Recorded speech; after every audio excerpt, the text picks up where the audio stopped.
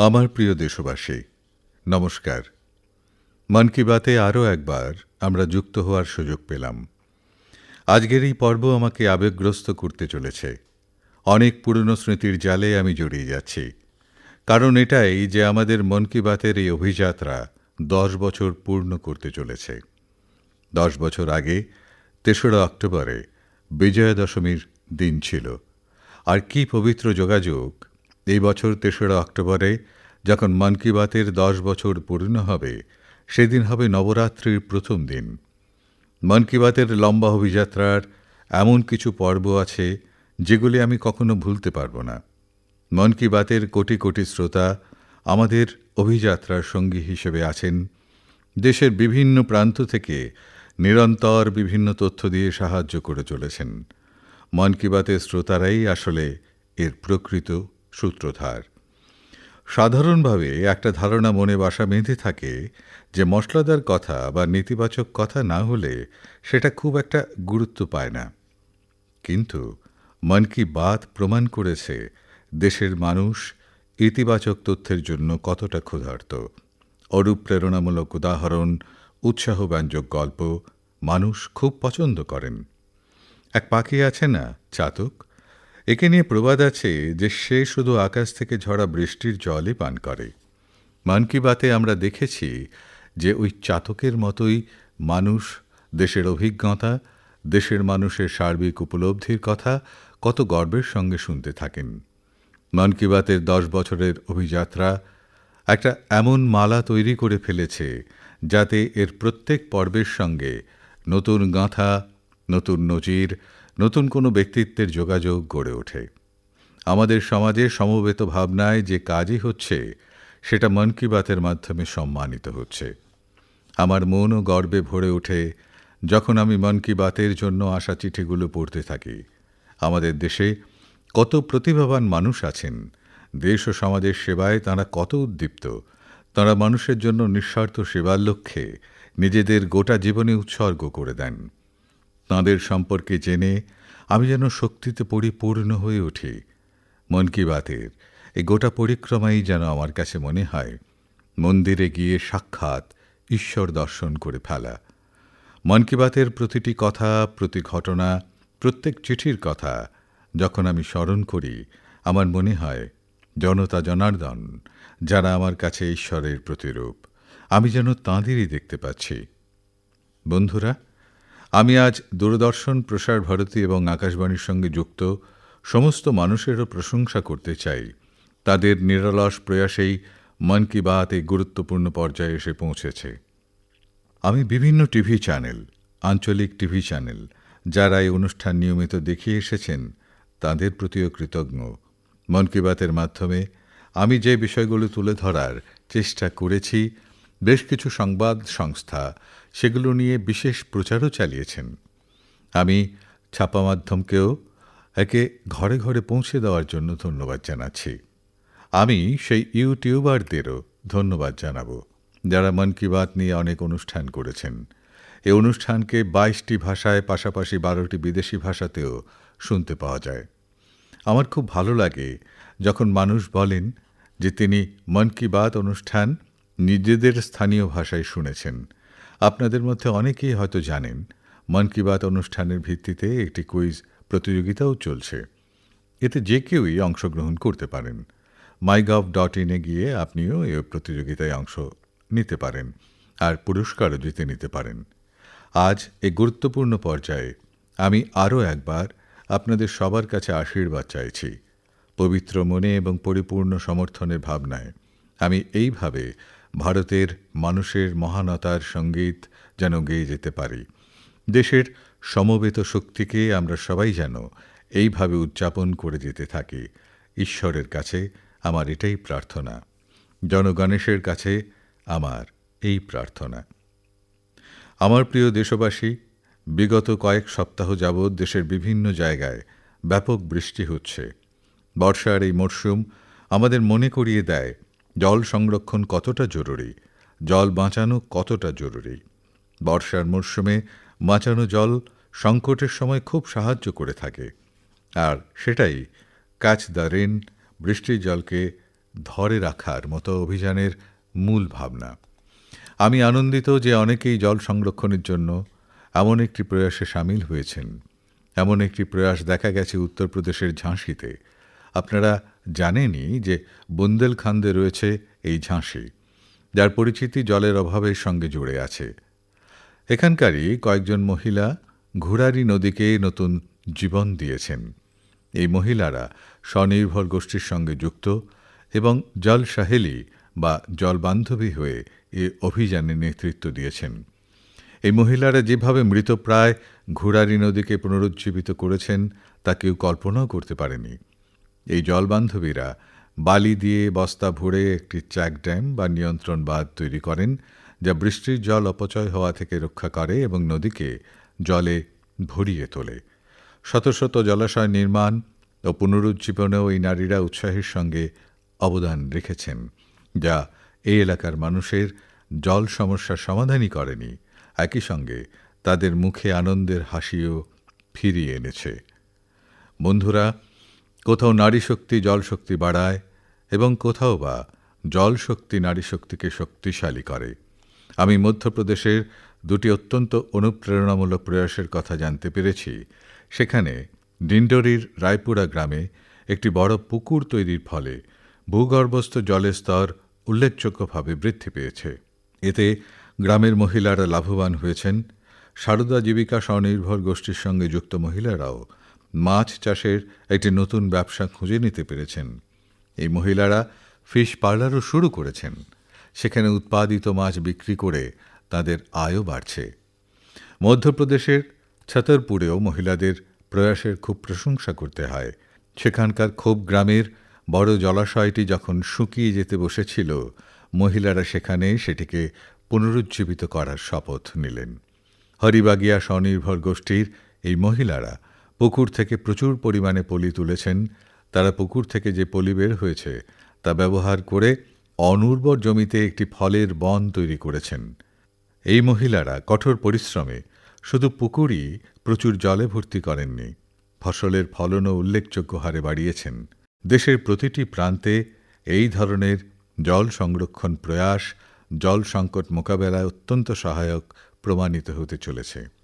আমি নিশ্চিত যে আপনারাও অবশ্যই আপনাদের চারপাশে হয়ে চলা এমন প্রয়াসে যোগ দেবেন। আমার প্রিয় দেশবাসী, উত্তরাখণ্ডের উত্তরকাশীতে ঝালা নামে একটি সীমান্ত গ্রাম আছে। এখানকার তরুণরা তাদের গ্রাম পরিষ্কার রাখতে বিশেষ পদক্ষেপের সূচনা করেছেন। তাঁরা তাদের গ্রামে ধন্যবাদ প্রকৃতি, থ্যাংক ইউ নেচার পদক্ষেপ পরিচালনা করছেন। এর আওতায় প্রতিদিন 2 ঘন্টা করে গ্রাম পরিষ্কার করা হয়। গ্রামের রাস্তায় ছড়িয়ে ছিটিয়ে থাকা আবর্জনা সংগ্রহ করে গ্রামের বাইরে নির্দিষ্ট জায়গায় ফেলা হয়। এতে করে ঝালা গ্রামও পরিচ্ছন্ন হচ্ছে, মানুষও সচেতন হচ্ছেন। একটু ভেবে দেখুন, প্রতিটি গ্রাম, প্রতিটি রাস্তা, প্রতিটি এলাকা যদি একইভাবে ধন্যবাদ জানানোর অভিযান শুরু করে, তাহলে কতটা পরিবর্তন আসতে পারে। বন্ধুরা, পুডুচেরির সমুদ্র সৈকতে পরিষ্কার পরিচ্ছন্নতা নিয়ে ব্যাপক অভিযান চালানো হচ্ছে। এখানে রামাজি নামে এক মহিলা মাহে পুরসভা এবং এর আশেপাশের এলাকার তরুণদের একটি দলের নেতৃত্ব দিচ্ছেন। এই দলের লোকজন নিজেদের উদ্যোগে মাহে এলাকায়, বিশেষ করে সেখানকার সমুদ্র সৈকতকে সম্পূর্ণভাবে পরিচ্ছন্ন করে তুলেছেন। বন্ধুরা, আমি এখানে মাত্র 2টি প্রয়াসের কথা আলোচনা করেছি। তবে আমরা যদি চারপাশে তাকাই তাহলে দেখতে পাব যে দেশের প্রতিটি প্রান্তে পরিচ্ছন্নতা নিয়ে কিছু অনন্য প্রয়াস অবশ্যই চলছে। মাত্র কয়েকদিন বাদেই 2রা অক্টোবরে স্বচ্ছ ভারত মিশন 10 বছর পূর্ণ করছে। সেটা সেই সমস্ত মানুষকে অভিনন্দন জানানোর একটি উপলক্ষ যারা একে ভারতের ইতিহাসে এত বড় গণ আন্দোলনে পরিণত করেছেন। তা মহাত্মা গান্ধীজির প্রতিও সত্যিকারের শ্রদ্ধা, যিনি সারা জীবন এই উদ্দেশ্যে নিবেদিত ছিলেন। বন্ধুরা, আজ স্বচ্ছ ভারত মিশনের সাফল্য এই যে বর্জ্য থেকে সম্পদ এই মন্ত্রটি মানুষের মধ্যে জনপ্রিয় হয়ে উঠেছে। সাধারণ মানুষ কমিয়ে আনা পুনর্ব্যবহার এবং পুনরাবর্তন সম্পর্কে কথা বলতে শুরু করেছেন এবং এর উদাহরণ দিতে শুরু করেছেন। এখন যেমন আমি কেরলের কোঝিকোড়ে একটি চমৎকার প্রয়াসের কথা জানতে পেরেছি। এখানে ৭৪ বছর বয়সী সুব্রহ্মণ্য জি ২৩,০০০-এরও বেশি চেয়ার মেরামত করে আবার ব্যবহার উপযোগী করেছেন।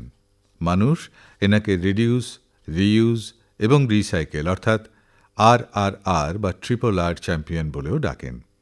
তাঁর এই অনন্য অবদান কোঝিকড়ে সিভিল স্টেশন, পূর্ত দপ্তর এবং LICর অফিসগুলোতে দেখা যায়। বন্ধুরা, পরিচ্ছন্নতা সংক্রান্ত চলমান অভিযানে আমাদের যতটা সম্ভব মানুষকে সম্পৃক্ত করতে হবে এবং এই অভিযান একদিন বা এক বছরের জন্য নয়, এটি যুগ যুগ ধরে চলমান কাজ। যতক্ষণ না পরিচ্ছন্নতা আমাদের স্বাভাবিক আচরণে পরিণত হয়, ততক্ষণ পর্যন্ত তা চালিয়ে যেতে হবে। আমি আপনাদের সকলকে আপনার পরিবার, বন্ধুবান্ধব, প্রতিবেশী বা সহকর্মীদের সঙ্গে পরিচ্ছন্নতা অভিযানে অংশগ্রহণের জন্য অনুরোধ জানাচ্ছি। আমি আবারও স্বচ্ছ ভারত মিশনের সাফল্যের জন্য আপনাদের সকলকে অভিনন্দন জানাই। আমার প্রিয় দেশবাসী, আমরা সবাই আমাদের ঐতিহ্য নিয়ে খুব গর্বিত। আর আমি সবসময় বলি, উন্নয়নও হবে, ঐতিহ্যও থাকবে। এই কারণেই আমি আমার সাম্প্রতিক আমেরিকা সফরের একটি নির্দিষ্ট বিষয় সম্পর্কে অনেক বার্তা পাচ্ছি। আবারও আমাদের প্রাচীন নিদর্শন ফিরিয়ে আনা নিয়ে বিস্তর আলোচনা হচ্ছে। আমি এই বিষয়ে আপনাদের সবার আবেগ, অনুভূতি বুঝতে পারি এবং মন কি বাতের শ্রোতাদেরও এই বিষয়ে বলতে চাই। বন্ধুরা, আমার আমেরিকা সফরের সময় আমেরিকান সরকার প্রায় ৩০০টি প্রাচীন নিদর্শন ভারতকে ফিরিয়ে দিয়েছে। মার্কিন রাষ্ট্রপতি বাইডেন পরমাত্মীয়ের মতো ব্যবহার করে ডেলাওয়্যারে তার নিজস্ব বাসভবনে আমাকে এই নিদর্শনগুলির মধ্যে কয়েকটি দেখালেন। ফিরিয়ে দেওয়া প্রত্নবস্তুগুলির মধ্যে রয়েছে পোড়ামাটি, পাথর, হাতির দাঁত, কাঠ, তামা এবং ব্রোঞ্জের মতো উপকরণ দিয়ে তৈরি সামগ্রী। এর অনেকগুলোই আবার ৪,০০০ বছরের পুরনো। ৪,০০০ বছর থেকে শুরু করে ঊনবিংশ শতাব্দী পর্যন্ত অনেক পুরনো নিদর্শন আমেরিকা ফিরিয়ে দিয়েছে। এর মধ্যে রয়েছে ফুলদানি, দেবদেবীর পোড়ামাটির ফলক, জৈন তীর্থঙ্করদের মূর্তি, সেই সঙ্গে ভগবান বুদ্ধ এবং ভগবান শ্রীকৃষ্ণের মূর্তি। ফিরিয়ে আনা সামগ্রীর মধ্যে বেশ কিছু পশুর মূর্তিও রয়েছে। জম্মু ও কাশ্মীরে পোড়ামাটির টাইলস, যেখানে পুরুষ এবং মহিলাদের অবয়ব রয়েছে, তা খুবই আকর্ষণীয়। এর মধ্যে ব্রোঞ্জের তৈরি ভগবান শ্রী গণেশের মূর্তিও রয়েছে, যা দক্ষিণ ভারতের। ফেরত পাওয়া জিনিসের মধ্যে রয়েছে ভগবান বিষ্ণুরও অনেকগুলো ছবি। এগুলো মূলত উত্তর ও দক্ষিণ ভারতের সঙ্গে যুক্ত। এই প্রত্নবস্তুগুলোর দিকে তাকালে এটা পরিষ্কার হয়ে যায় যে আমাদের পূর্বপুরুষেরা খুঁটিনাটি বিষয়ে কতটা মনোযোগ দিয়েছিলেন।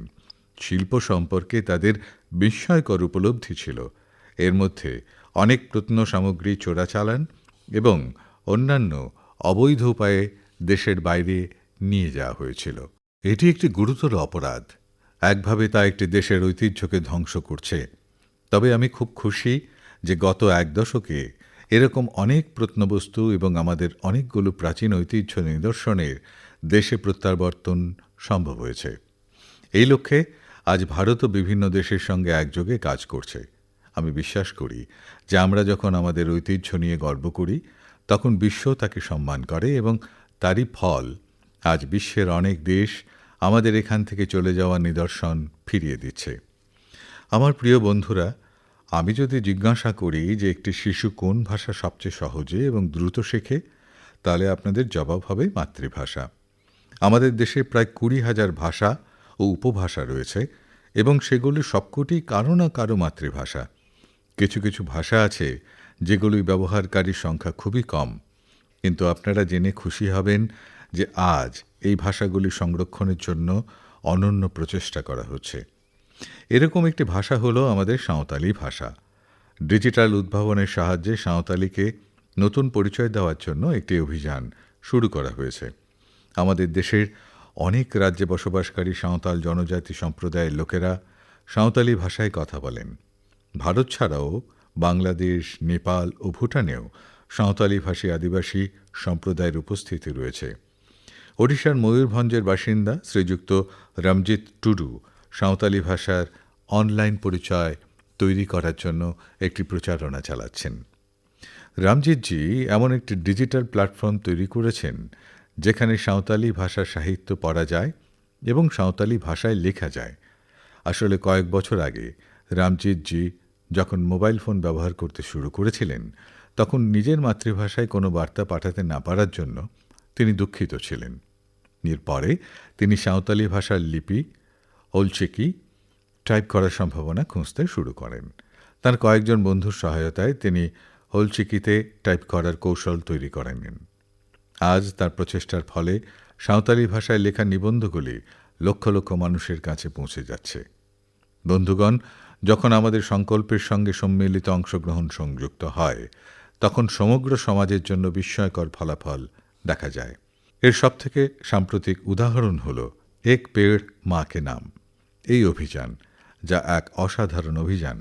জনগণের অংশগ্রহণের এমন উদাহরণ সত্যি অনুপ্রেরণামূলক। পরিবেশ সুরক্ষার জন্য শুরু হওয়া এ অভিযানে দেশের প্রতিটি অংশের মানুষ বিস্ময়কর কাজ করে দেখিয়েছেন। উত্তরপ্রদেশ, গুজরাট, মধ্যপ্রদেশ, রাজস্থান এবং তেলেঙ্গানা লক্ষ্যমাত্রার চেয়ে বেশি চারা রোপণ করে একটি নতুন রেকর্ড স্থাপন করেছে। এই অভিযানে উত্তরপ্রদেশে ২৬ কোটিরও বেশি চারা রোপণ করা হয়েছে। গুজরাটের মানুষ ১৫ কোটিরও বেশি চারা রোপণ করেছেন। রাজস্থানে শুধুমাত্র আগস্ট মাসেই ৬ কোটিরও বেশি চারা রোপণ করা হয়েছে। দেশের হাজার হাজার বিদ্যালয়ও এই অভিযানে সক্রিয়ভাবে অংশগ্রহণ করেছে। বন্ধুগণ, আমাদের দেশে বৃক্ষরোপণ অভিযানের নানা উদাহরণ সামনে আসতে থাকে। এমন একটি উদাহরণ তেলেঙ্গানার কেএন রাজশেখরজি। গাছ লাগানোর প্রতি তাঁর অঙ্গীকার আমাদের সকলকে বিস্মিত করে। প্রায় ৪ বছর আগে তিনি গাছ লাগানোর জন্য অভিযান শুরু করেছিলেন। তিনি সিদ্ধান্ত নেন যে প্রতিদিন অন্তত একটি গাছ অবশ্যই লাগাবেন। তিনি এই পদক্ষেপকে কঠোর ব্রত উদযাপনের মতো পালন করে এসেছেন। তিনি ১৫০০রও বেশি গাছ ইতিমধ্যে লাগিয়ে নিয়েছেন। সবচেয়ে বড় কথা হলো, এবছর একটি দুর্ঘটনার শিকার হওয়ার পরেও তিনি তাঁর সংকল্প ছাড়েননি। আমি এই ধরনের সমস্ত প্রচেষ্টার আন্তরিকভাবে প্রশংসা করি। এক পেড় মা কে নাম এই পবিত্র অভিযানে যোগ দেওয়ার জন্য আপনাদেরও অনুরোধ জানাচ্ছি। আমার প্রিয় বন্ধুরা, আপনারা নিশ্চয়ই দেখেছেন আমাদের চারপাশে এমন কিছু মানুষ আছেন যারা বিপর্যয়ে ধৈর্য হারান না, বরং তা থেকে শিক্ষা নেন। এরকম একজন মহিলা হলেন শুভাশ্রী, যিনি তাঁর প্রচেষ্টার মাধ্যমে বিরল এবং অত্যন্ত দরকারি ভেষজগুলির একটি দুর্দান্ত বাগান তৈরি করেছেন। তিনি তামিলনাড়ুর মাদুরাইয়ের বাসিন্দা। যদিও তিনি পেশায় একজন শিক্ষক, তবে ঔষধি গাছপালা এবং ভেষজ উদ্ভিদের প্রতি তাঁর গভীর অনুরাগ রয়েছে। তাঁর অনুরাগের সম্পর্ক শুরু হয় ৮০-র দশকে, যখন একবার তাঁর বাবাকে একটি বিষাক্ত সাপ কামড়েছিল। তখন ঐতিহ্যবাহী ভেষজগুলি তার বাবার স্বাস্থ্যের উন্নতিতে অনেক সাহায্য করেছিল। এই ঘটনার পর তিনি ঐতিহ্যবাহী ওষুধ এবং ভেষজের অনুসন্ধান শুরু করেন। আজ মাদুরাইয়ের ভেরিচিওর গ্রামে তার অসাধারণ একটি ভেষজ উদ্যান রয়েছে। সেখানে ৫০০টিরও বেশি বিরল ঔষধি গাছ রয়েছে। এই বাগানটি প্রস্তুত করার জন্য তিনি কঠোর পরিশ্রম করেছেন। প্রতিটি গাছ খুঁজে বের করার জন্য তিনি দূর দূরান্তে ভ্রমণ করেছেন, তথ্য সংগ্রহ করেছেন এবং কখনো অন্যদের সহায়তাও নিয়েছেন। কোভিডের সময় তিনি রোগ প্রতিরোধ ক্ষমতা বৃদ্ধিকারী ভেষজগুলি মানুষের কাছে পৌঁছে দিয়েছিলেন। আজ দূর দূরান্ত থেকে মানুষ তার ভেষজ বাগান দেখতে আসেন। তিনি সবাইকে ভেষজ উদ্ভিদের তথ্য এবং সেগুলির ব্যবহার সম্পর্কে জানান। শুভাশ্রী আমাদের এই ঐতিহ্যকে এগিয়ে নিয়ে যাচ্ছেন, যা শত শত বছর ধরে আমাদের সংস্কৃতির অংশ। তার ভেষজ উদ্যান আমাদের অতীতকে ভবিষ্যতের সঙ্গে সংযুক্ত করে। তাকে আমার অনেক অনেক শুভেচ্ছা। বন্ধুগণ, এই পরিবর্তিত সময়ে কর্মসংস্থানের প্রকৃতিও বদলে যাচ্ছে। নতুন নতুন কাজের ক্ষেত্র গড়ে উঠছে, যেমন gaming, animation, reel making, film making অথবা পোস্টার মেকিং। আপনি যদি এই স্কিলগুলির যে কোনো একটিতে ভালো প্রদর্শন করতে পারেন, তাহলে আপনার প্রতিভা একটি বিশাল মঞ্চ পেতে পারে। আপনি যদি কোনো ব্যান্ডের সাথে যুক্ত থাকেন অথবা কমিউনিটি রেডিওর সঙ্গে কাজ করে থাকেন, তাহলে আপনার জন্য বিশাল সুযোগ রয়েছে। আপনার প্রতিভা এবং সৃজনশীলতাকে উৎসাহিত করার জন্য ভারত সরকারের তথ্য সম্প্রচার মন্ত্রক ক্রিয়েট ইন ইন্ডিয়া থিমের অধীনে ২৫টি চ্যালেঞ্জ চালু করেছে। এই চ্যালেঞ্জগুলো আপনার কাছে অবশ্যই আকর্ষণীয় বলে মনে হবে। কিছু চ্যালেঞ্জ তো মিউজিক এডুকেশন এবং এমনকি অ্যান্টিপাইরেসির উপরেও ফোকাস করা। এই আয়োজনে অনেক পেশাদার সংগঠনও যুক্ত আছে, যারা এই চ্যালেঞ্জগুলিকে সম্পূর্ণ সহায়তা করছে। এতে যুক্ত হওয়ার জন্য আপনারা websindia.org এর মধ্যে লগ ইন করতে পারেন। দেশের সমস্ত ক্রিয়েটরদের কাছে আমার বিশেষ অনুরোধ, তাঁরা যেন এতে অংশ নেন এবং তাদের সৃজনশীলতাকে সামনে নিয়ে আসেন। আমার প্রিয় দেশবাসী, এই মাসে আরেকটি গুরুত্বপূর্ণ অভিযানের 10 বছর পূর্ণ হয়েছে। এই অভিযানের সাফল্যের মধ্যে দেশের বড় বড় শিল্প থেকে শুরু করে ছোট ছোট দোকানদারদের অবদানও শামিল রয়েছে। আমি মেক ইন ইন্ডিয়ার কথা বলছি। আজ এই অভিযানের মাধ্যমে গরিব, মধ্যবিত্ত এবং এমএসএমই শিল্পগুলি অনেক বেশি লাভবান হচ্ছে দেখে আমি অত্যন্ত আনন্দিত। এই অভিযান প্রতিটি শ্রেণীর মানুষকে তাদের প্রতিভাকে সামনে আনার সুযোগ দিয়েছে। আজ ভারত একটি ম্যানুফ্যাকচারিং পাওয়ার হাউসে পরিণত হয়েছে এবং দেশের যুবশক্তির কারণে বিশ্বের দৃষ্টি আমাদের দিকে নিবদ্ধ রয়েছে। অটোমোবাইল, টেক্সটাইল, এভিয়েশন, ইলেকট্রনিক্স অথবা প্রতিরক্ষা, প্রতিটি ক্ষেত্রে দেশের রপ্তানি ক্রমাগত বৃদ্ধি পাচ্ছে। দেশে এফডিআইয়ের ক্রমাগত বৃদ্ধি আমাদের মেক ইন ইন্ডিয়া সাফল্যের কাহিনী বলছে। এখন আমরা মূলত দুটি বিষয়ের দিকে মনোনিবেশ করছি। প্রথমটি হলো কোয়ালিটি, অর্থাৎ আমাদের দেশে তৈরি জিনিসগুলি যেন বিশ্বমানের হয়, আর দ্বিতীয়টি হলো ভোকাল ফর লোকাল, অর্থাৎ স্থানীয় পণ্যগুলি যেন যত বেশি সম্ভব প্রচার হয়। মন কি বাতে আমরা মাই প্রোডাক্ট মাই প্রাইড নিয়ে আলোচনা করেছি। স্থানীয় পণ্যের প্রচারের মাধ্যমে দেশের মানুষের কীভাবে উপকার হয় তা একটি উদাহরণ দিয়ে বোঝা যায়। মহারাষ্ট্রের ভান্ডারা জেলায় বস্ত্রশিল্পের একটি পুরনো ঐতিহ্য হচ্ছে Bhandara tussar silk handloom. Tussar silk তার নকশা, রং এবং টেকসইয়ের জন্য পরিচিত। ভান্ডারার কিছু অংশে 50টিরও বেশি স্বনির্ভর গোষ্ঠী এবং সংরক্ষণের কাজে নিযুক্ত রয়েছে। এক্ষেত্রে মহিলাদের বড় ভূমিকা রয়েছে। এই রেশম দ্রুত জনপ্রিয় হয়ে উঠেছে এবং স্থানীয় মানুষের ক্ষমতায়ন করছে। আর এটাই হচ্ছে মেক ইন ইন্ডিয়ার চেতনা। বন্ধুগণ, এই উৎসবের মরশুমে আপনাদের পুরনো সংকল্পগুলির অবশ্যই পুনরাবৃত্তি করবেন। আপনারা যা যা কিছু কিনবেন তা অবশ্যই যেন মেড ইন ইন্ডিয়ার হয়। যা কিছু উপহার দেবেন সেগুলোও যেন মেড ইন ইন্ডিয়া হয়। শুধুমাত্র মাটির প্রদীপ কেনাই ভোকাল ফর লোকাল নয়। আপনাকে আপনার এলাকার তৈরি হওয়া স্থানীয় পণ্যের যত বেশি সম্ভব প্রচার করা উচিত। এমন যে কোনো পণ্য যার উৎপাদনে ভারতের কোনো কারিগরের ঘাম জড়িয়ে আছে, যা ভারতের মাটি দিয়ে তৈরি, সেটা আমাদের গর্ব, আর আমাদেরকে সেই গৌরবের বৃদ্ধি করা উচিত। বন্ধুগণ, মন কি বাতের এই পর্বে আপনাদের সঙ্গে যোগ দিতে পেরে আমি অত্যন্ত আনন্দিত। এই অনুষ্ঠান সম্পর্কে আপনার মতামত এবং পরামর্শ পাঠাতে ভুলবেন না। আমি আপনার চিঠি ও বার্তার জন্য অপেক্ষা করি। কিছুদিনের মধ্যে উৎসবের মরশুম শুরু হবে। এটি নবরাত্রি থেকে শুরু হবে এবং তারপর পরবর্তী 2 মাস পূজা, পাঠ, ব্রত, উৎসব, চারদিকে উৎসাহ উদ্দীপনা, এই পরিবেশ থাকবে। আমি আপনাদের সকলকে আসন্ন উৎসবগুলির জন্য অনেক অনেক শুভেচ্ছা জানাই। আপনারা সবাই আপনার পরিবার এবং আপনার প্রিয়জনদের সঙ্গে উৎসবগুলো উদযাপন করুন এবং অন্যদেরও আপনাদের এই আনন্দে সামিল করুন। আগামী মাসে মন কি বাতে আরও কিছু নতুন বিষয় নিয়ে আপনাদের সঙ্গে সামিল হব। আপনাদের